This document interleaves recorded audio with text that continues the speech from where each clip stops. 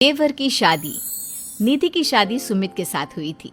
सुमित का एक छोटा भाई भी था और उसका नाम था अमित। और दूसरी तरफ निधि की एक छोटी बहन थी, उसका नाम था अंजलि।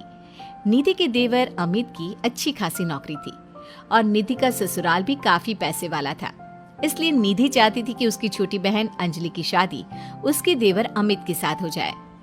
लेकिन निधि के सास ससुर और उसका परिवार दोनों भाई बहनों के साथ अपने दोनों बेटों की शादी करने में बिल्कुल विश्वास नहीं रखते थे। अब तो अमित के लिए भी लड़की देखना शुरू करना ही पड़ेगा। उसकी उम्र भी हो गई है और नौकरी भी अच्छी खासी लग गई है। अरे मम्मी जी, लड़की देखने की क्या जरूरत है? मेरी छोटी बहन अंजलि है ना, अमित के लिए एकदम परफेक्ट मैच है वो। निधि, तुमसे कितनी बार कहा है, मम्मी तुम्हारी छोटी बहन अंजलि को इस घर की बहू नहीं बनाना चाहती। अरे पर आखिर क्यों? मेरी बहन में ऐसी भी क्या कमी है?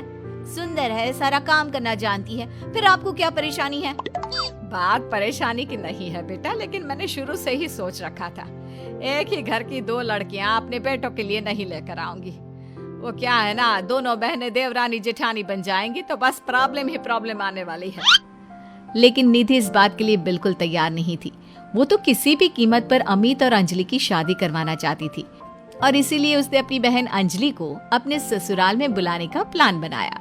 कुछ दिनों के बाद सुमित, वो क्या है ना, मम्मी पापा कुछ दिनों के लिए मामा जी के घर पर चले गए हैं और अंजलि घर पर बिल्कुल अकेली है, तो मैंने सोचा उसे यहाँ बुला लेती हूँ। हाँ हाँ, क्यों नहीं भाई, तुम्हारी छोटी बहन है, तुम उसे बिल्कुल यहाँ बुला सकती हो।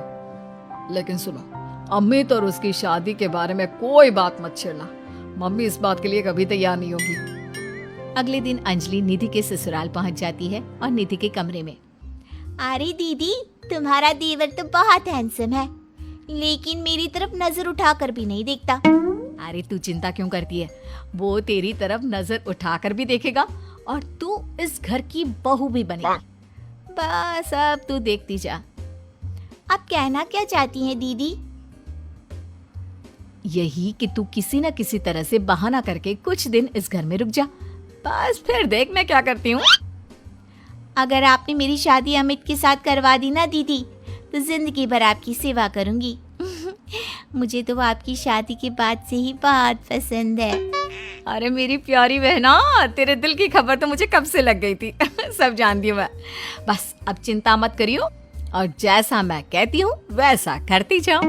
अगले दिन देख अंजलि, थोड़ी देर बाद मेरी सास बाथरूम से नहाकर निकलेगी, तो बाथरूम के दरवाजे पर थोड़ा सा पानी गिरा दे। ये क्या कह रही हो दीदी?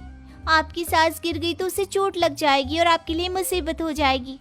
अरे पागल, जैसे ही वो गिरने लगे तो झट से जाकर उसे संभाल लेना।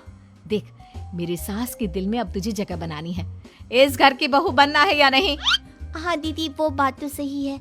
ठीक है, मैं चुपचाप जाकर बाथरूम के दरवाजे पर पानी गिरा कर आती हूँ। कुछ देर बाद सास जैसे ही गिरने लगती है, अंजलि वहाँ पर पहुँच जाती है। हे भगवान, अभी मैं गिर जाती तो मेरे हाथ पैर टूट जाते। अरे भगवान भला करे, तुमने मेरी जान बचा ली। मैंने कहा था ना मम्मी जी, मेरी बहन बहुत अच्छी है, सबकी मदद करती है। हाँ, बात तो तुम्हारी सही है अंजलि बेटा, भगवान तुम्हारा भला करे। आज तुम्हारी वजह से मैं तो मरते मरते बच गई। थैंक यू अंजलि, तुमने मम्मी को गिराने से बचा लिया। अरे वाह दीदी, आज तो तुम्हारी ट्रिक काम कर गई। बस अब जैसा मैं कहती हूँ वैसा ही करती जाओ। देखना कुछ ही दिनों में मम्मी जी खुद आगे चलकर अपने बेटे के लिए तुम्हारा रिश्ता मुझसे मांगेंगी। कुछ दिनों के बाद देख अंजलि, अब हमें अपना अगला प्लान कामयाब करना है। क्या प्लान है दीदी? आप तो बस बता दो, जैसा आप कहेंगी मैं वैसा ही करूंगी। देख, मेरी सास को ना अजवाइन से एलर्जी है। मैं आज सब्जी में जानबूझकर अजवाइन डाल दूंगी। लेकिन दीदी, उससे तो आपकी सास की तबीयत खराब हो जाएगी।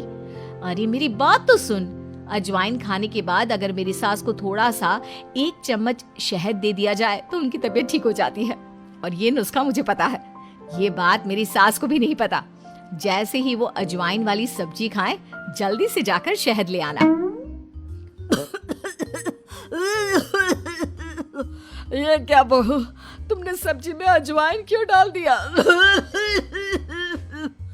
तुम जानती हो ना, मुझे इससे